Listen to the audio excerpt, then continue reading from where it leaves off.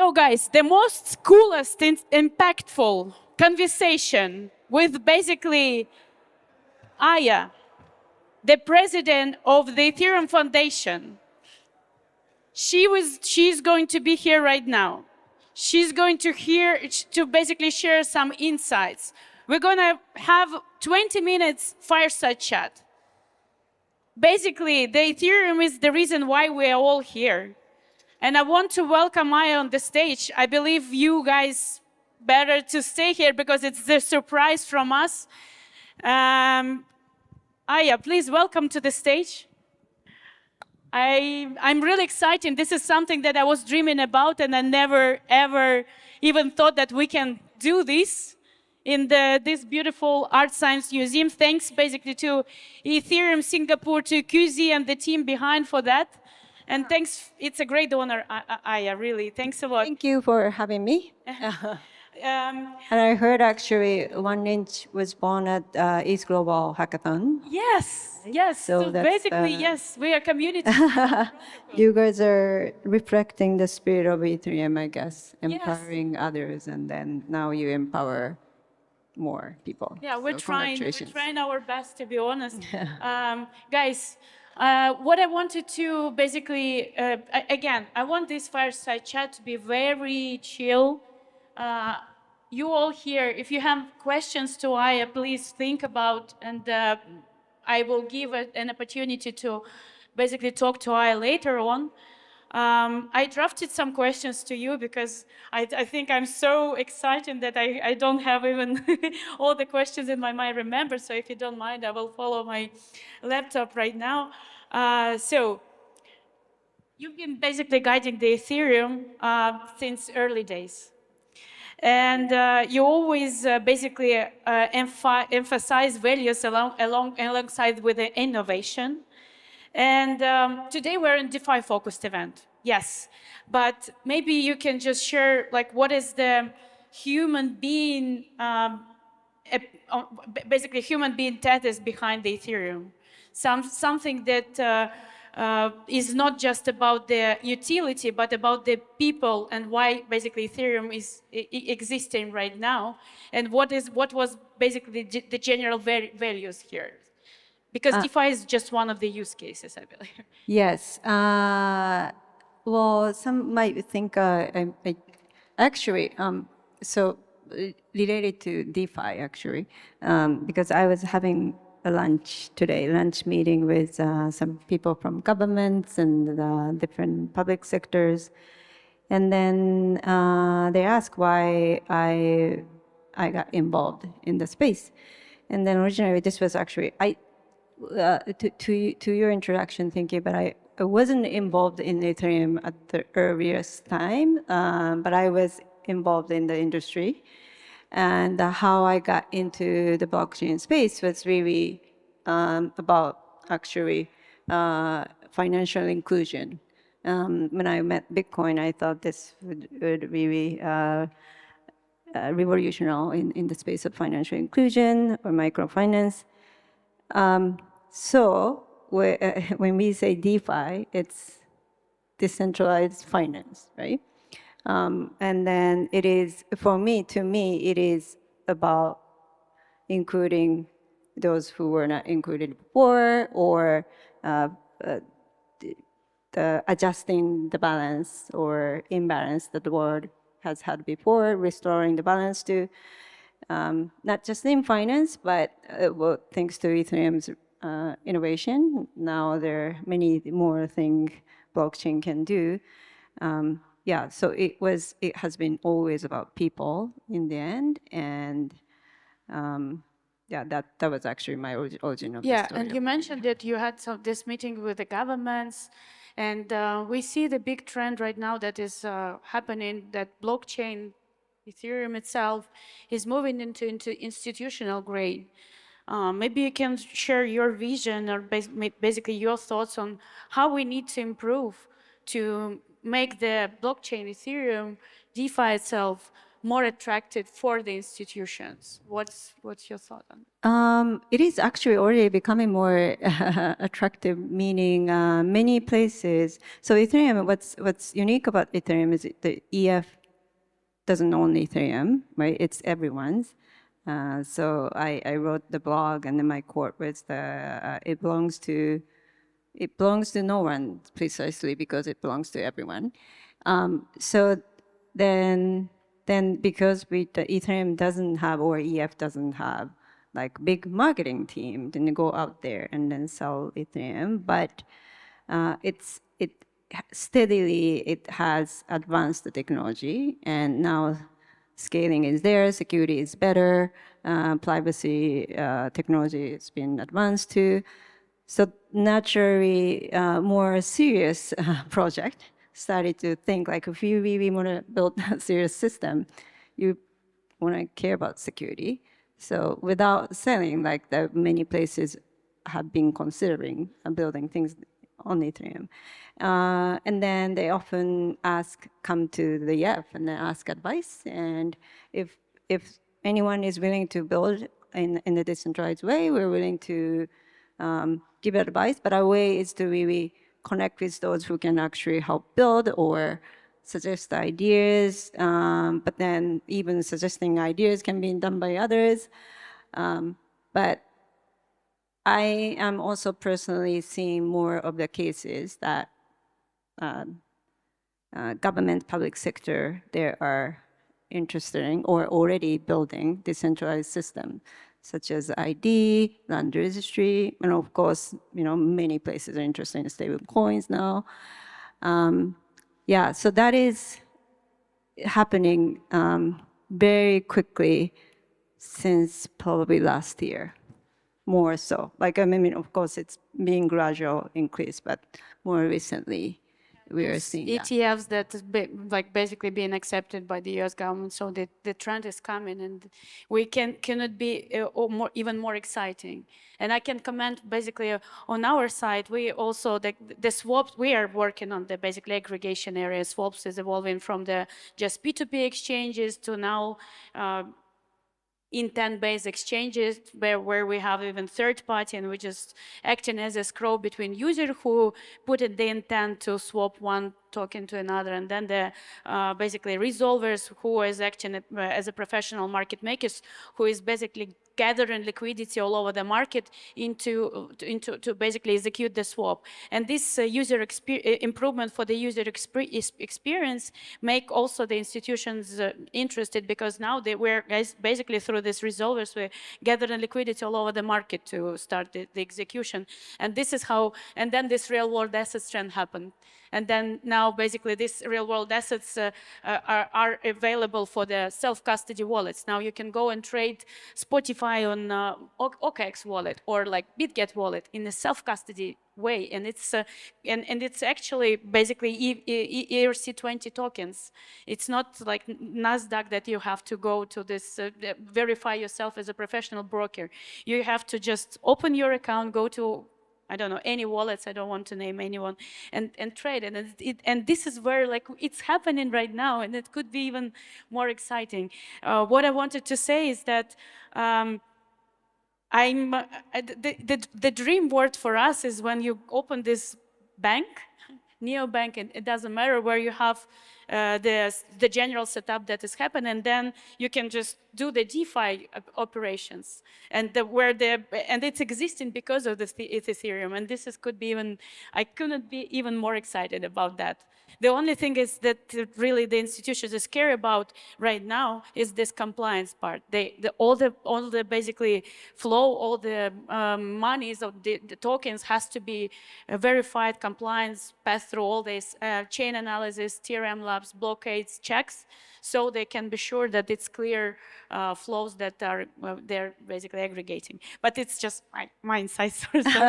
Yeah, I mean, to expand from that, actually, speaking of compliance or regulatory situations, yeah. I often feel actually chain analysis. This is a small group. Like chain analysis CEO is my old friends from my previous work, and then we often catch up. And then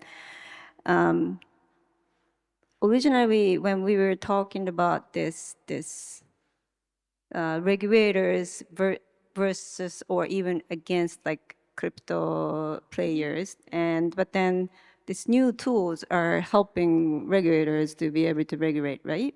So this entire Ethereum ecosystem platform network with more secure system, it's actually creating with the governance, with creating the better regulatory ready structures already, if you look at that way.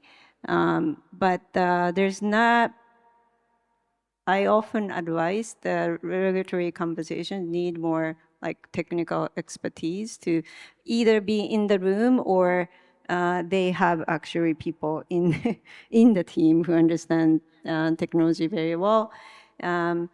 That wasn't really happening enough, and then I hope to see that happen more. It's becoming so, like they are recognize the need of doing so and then doing better research.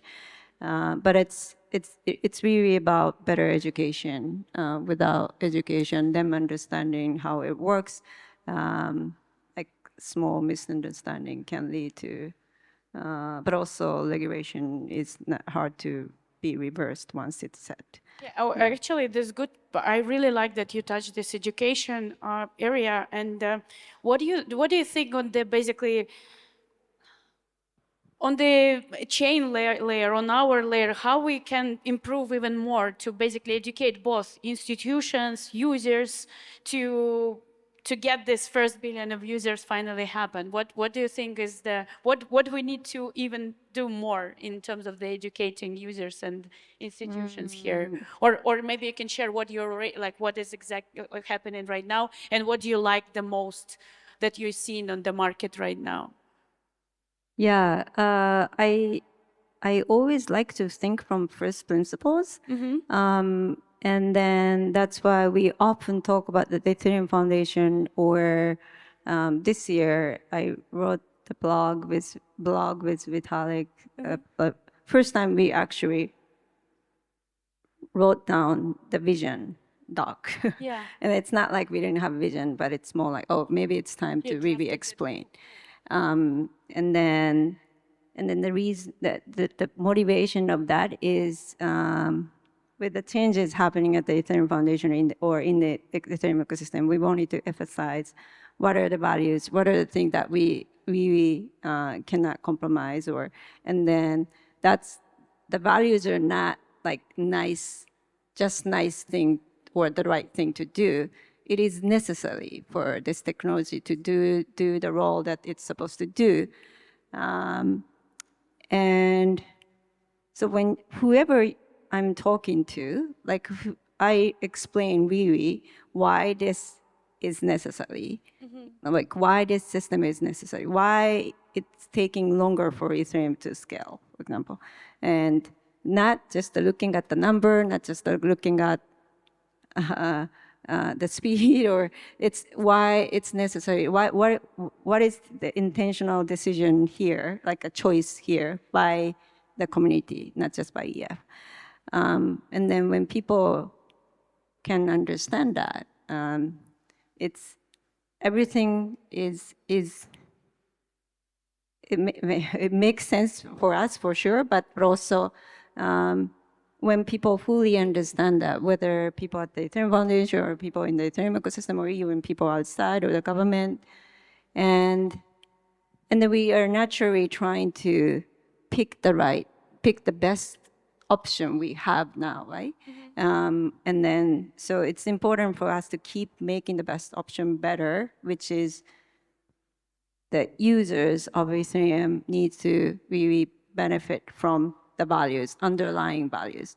If we miss that, that's not the real thing they're getting. And so having that type of education, I think it's very important, because that goes very far. People are not going to choose Ethereum based on like, the boss of your company tells you so, or it's more of I choose Ethereum for these reasons, and then it won't change as long as the values stay there. So that type of we try to intentionally have that type of conversation more, and then I think it's we're trying to improve. I'm trying to improve the way I explain too, but that was often that missing in the conversation when we talk about a product. How do we increase the market size, or so when we miss that, in the end, anything can be easily be replaced if you're only looking at the number. Yeah. You know, the things that I really like is a couple of things. First is that AdCon. So basically, we are gathering during the AdCon the brains to share sometimes the way how they see to solve the problems, or sometimes to share some innovation that they want to bring on the market. And these regular conferences that really allow to community to team up and to discuss. And this is also about the education, but also on the kind of protocol layer, on the builders layer. That's what I really enjoy. And my first was in 2017 in Paris, where I met Vitalik first. And when I like, oh my gosh, these things are happening, and this is super cool. And it's one thing. And the second thing that I really enjoy that the Ethereum Foundation is doing is the working groups. So we are in both in DeFi working group and L2 working group. And basically, again, there is a builders on the market, like top protocols who are teaming up to just actually discuss the problems. They're like sitting in one chat, talking about the real problems, and they're like, hey, we can solve this in this problem in this case, this way. We can solve this problem this way. And then basically this is where this kind of interoperability, composability happens, when we are not trying to solve one problem individually, but we want to solve this problem on the bigger layer, so everyone can use it, like kind of standardize and unite and unify this. So it's really cool. And I just want to share that one. Yeah, actually, EdCon is not really run by the Ethereum Foundation. That's actually someone else. And then DevCon, which happened in Thailand, Bangkok. Last year was super that was cool. That's by the EF. Although when we say by the EF, yes, we are the organizer, but then like we try to let others also organize inside DevCon. No, but it's super cool. Yeah. So that's the it's already community driven. Keep the spirit of Ethereum that way. So basically, before I move into your question, guys, I have one more. So this year is interesting. Many projects basically skip talking 2049, and here we are at the gathering organized by 1inch. So, and it feels like a sign of maturity is not just a hype. By the ecosystem collaboration, what role do you think basically Ethereum playing in this serious stage of DeFi? What's your think about that? Yeah, so going back to values, I think it's so yesterday we were talking about legitimacy at another event that I participated. And then if you remember, if you read Vitalik's blog, one of the most popular blog of him is the most important scarce resources is legitimacy. And I think that's what Ethereum brings. And we are like not compromising the values, underlying the values. But then I often think the legitimacy needs to be safeguarded by everyone in the ecosystem. And so it's not just the platform of infrastructure, but also applications that when we talk about values like open source or openness even, and definitely security. When something happens at the app layer, even if it's just one of them, that does affect the entire industry. So, and of course, it's not like no one wants to have security incident, but, and I don't know, everyone is working very hard, but each decision when you make it does actually affect the legitimacy of industry. And then I would like to, it's not our job, it's not my job, but it's by everyone's together. Yeah. So I like your passion of this, like, united everyone. This is the work together. I'm pretty sure everyone is feeling from you. Yeah, so that's something, again, like, it's not just our job, but we like to do that together with everyone. That's what I actually learned from you. I heard at some point you mentioned that Ethereum is not just technology, it's a movement. And this is what, like, yes, this is exactly what is it. It's not just technology. We have to move together to make all these things happen. And this is super cool. Maybe just one last question about, like, as you as a leader in Ethereum Foundation, maybe you can just share your insights how it's evolved from like from the very beginning when you just joined till now. What is the most insightful things that you want to mention or you feel like? Yeah. So maybe I won't talk about, oh, here's what I can teach you. It's more like the biggest challenge I can share is always everywhere I go, I feel this. I come as I'm from the Ethereum Foundation. And then now it's hard for people to understand that Ethereum, like, we don't own Ethereum, but also at the same time, we're this is the infrastructure, public infrastructure, which is like some people compare with TCP/IP, and it should be neutral. And then we are also one organization protecting this neutral position. But then there's also is it demand, or like the pressure that that people want someone to own and control, right? So it's a constant balance between, it doesn't mean we do nothing, but at the same time, how do we let others do more, empower others to do, and then we are the one of the groups who can empower others. But this job can never be done just by ourselves. So finding the right balance is there. It's not just one way, or there's not, you can not write in the textbook, this is the way you do it. It's more like every time the environment changes. So we need to adapt and then adjust where we stand. When something is missing, like it might be us who is going to fill the gap. But if something is, when there's a gap between, oh, okay, maybe people are not talking enough about privacy. Either we talk more about it, or we find others who can talk more about it and empower them.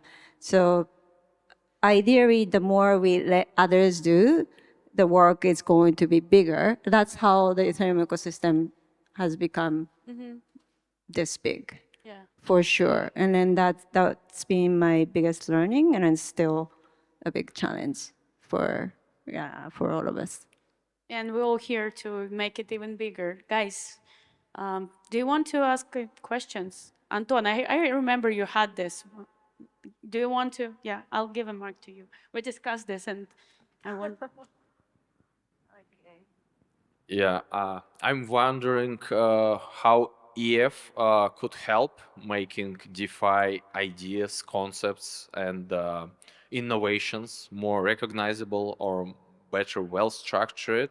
So I think this would be helpful for the whole industry to recognize when something exciting really appears, because I think most of the industry, even developers, they mention something only when it's got economical traction, and it's like a 1 year delay or something like this between idea being recognized and until before it was between it was invented and it was recognized by the industry. I think we could somehow minimize this lag, because new concepts and ideas are built on top of existing concepts and ideas, and that's the perfect and the best part of DeFi, its composability, because its ideas are also kind of composable on top of each other.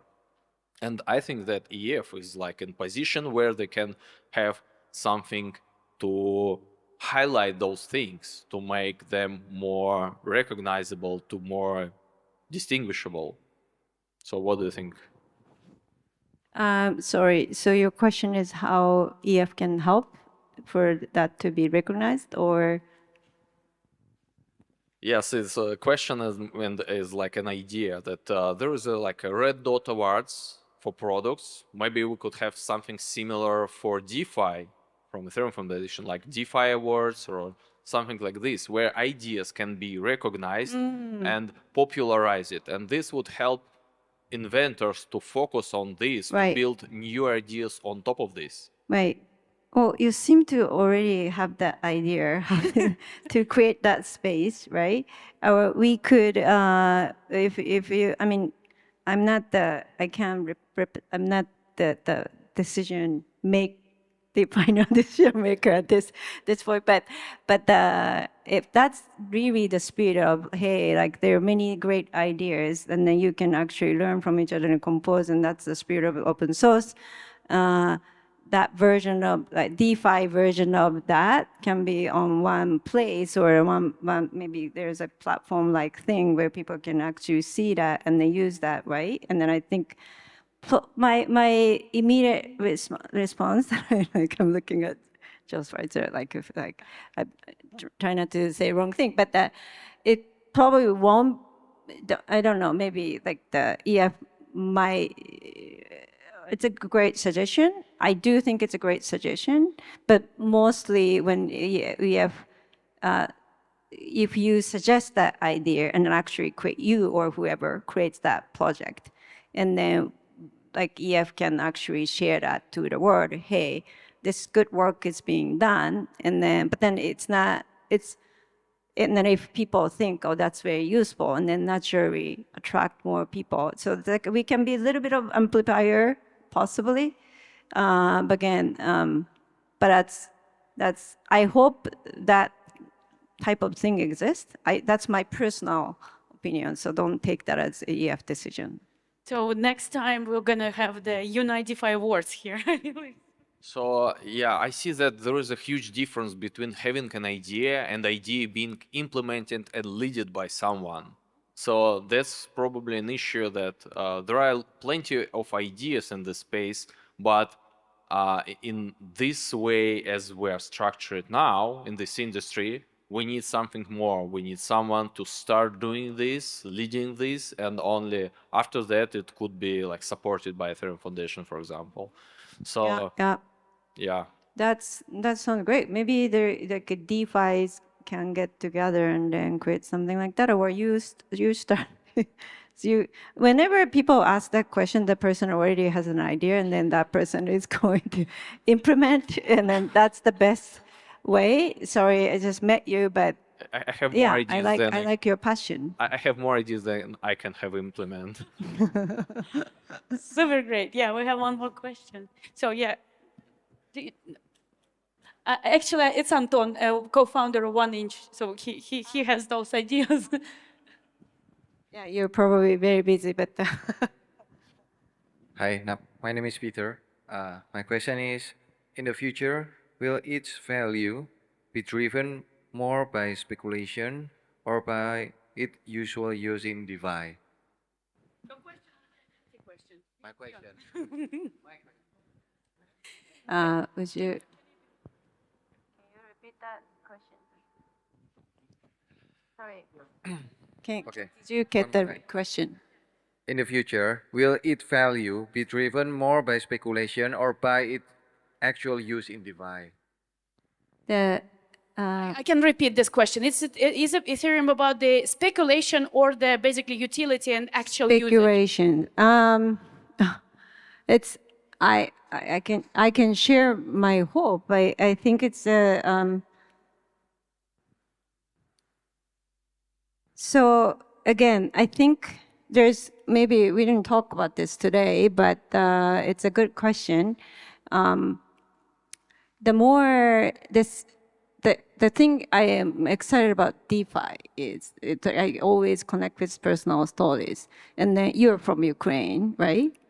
And then whenever I go to places like Ukraine, or maybe I went to Africa trip, and also I'm going back to Buenos Aires soon. And then the people there, it's not just a nice, cool tech thing. It's changing their life.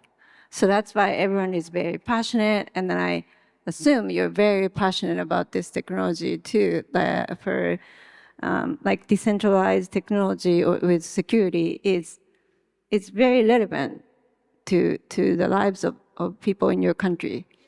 And I think that passion is well, maybe this is my hope. Like it's very strongest, it's stronger than really, oh, let's make more money energy. And it lasts very long. Like I've been in this with that passion. Otherwise, the job hasn't been that easy. So I would have left if I didn't have that motivation.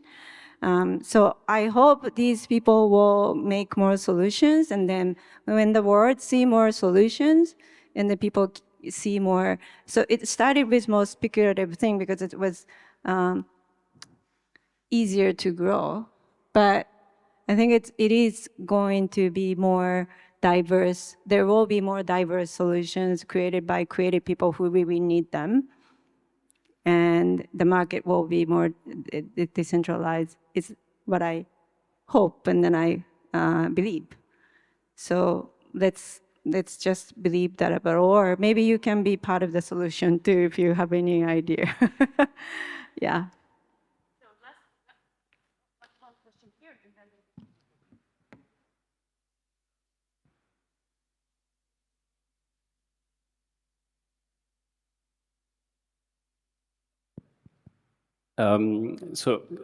Since you've been in crypto, do you feel like the demographics and the culture has evolved in a more inclusive and open-minded trend, or do you feel like we actually probably created more of a DeFi aristocracy that is kind of like not so inclusive? I was hearing more recently about network states and how to kind of go into the direction of a sort of a Atlas shrugged out of society communities. Or do you feel like we have more inclusion of the masses, and that we are actually alleviating more people now, and that people are more driven to make things better, especially in this context where the Gen Z generation is demonstrating everywhere in the world, where everything is actually getting pretty difficult for the masses. And in the end, I feel like meme coins have done a better job than some DeFi protocols. So I described the Ethereum vision as infinite garden. I don't know if you've heard of it. And the reason why I use the word garden is the ecosystem evolves like nature. It's not like a business ecosystem where stakeholders and shareholders and then it changes all the time. It's a living thing. When there's something grows, something might die. And then within Ethereum, my image is biodiversity is important. Something gets stronger, but then something natural. There's a natural cleansing mechanism. Like the other side gets try to survive. So I think that happens all the time in this ecosystem. So to your question, the openness is definitely growing, but also often might be opposing power or different things are growing, and when this grows too much. But as long as you keep the openness, people recognize, and then, hey, maybe that's getting too much. We should do something about it without the CEO or without like a big boss telling you what to do. I think that society has been evolving that way. So again, this is also my mixed optimism and also, of course, some concerns. But it's definitely not, oh, this is going to be all bad and we can't, we don't see any hope. There's definitely light. But it's really always start with people who actually can pay attention and care and then watch things to see the harmony in this. Yeah, so I see you probably are concerned a little bit too. So I think as long as we have people like you, we're going to be fine. Hi. So Ethereum is about 10 years old now. We are seeing institutional adoption. We're seeing favorable regulation coming out of the US. We're seeing stablecoins becoming relevant really on a global scale finally. I'm curious if you ever saw Ethereum going this far when you first started, and how do you feel about where Ethereum is today? Great question. So when Ethereum started, Again, I wasn't in Ethereum, but I met Vitalik Buterin when he was writing white paper. That's how we met for first time at my previous job's office. And then when we learned about what Ethereum was about, again, because my original interest was financial inclusion, and then, oh, this is something it can do more than just financial thing. And so the hope got at least 100 times. The potential became a lot bigger. Did I see that? Well, I often felt that it's like this is not something we should be able to predict. We meaning even if we are in the Ethereum Foundation, or even if I was leading the Ethereum Foundation, like this is not something I should predict what is going to happen. So that unpredictable potential is something that's like the beauty of Ethereum. So I can naively say, oh, yes, I knew this was going to be this big. But I am very excited. The reason why I decided to support Ethereum when I was asked to help is that I see those people, like among many other things, Vitalik Buterin and the young other researchers, saw these like geeks working on this project together with very pure heart. And again, like of course, many adults have told them, right? You guys don't know how to run business or whatever. But then because Ethereum or the core members, including Vitalik, let go of the control, I'm not the expert in everything, so we need expert in many different things, and then open that idea to everyone. And then so many experts came in, oh, I know things about security, let me help you way. So that's the open source power, and the Ethereum is proving that you can actually get to this level. And yesterday we were on another event with a lot of like this, how do I describe this? Family offices people, or like fund allocators, and then Vitalik and I were on a panel moderated by QZ, and then QZ started as this is gonna be a very different panel because we're very different from everything else.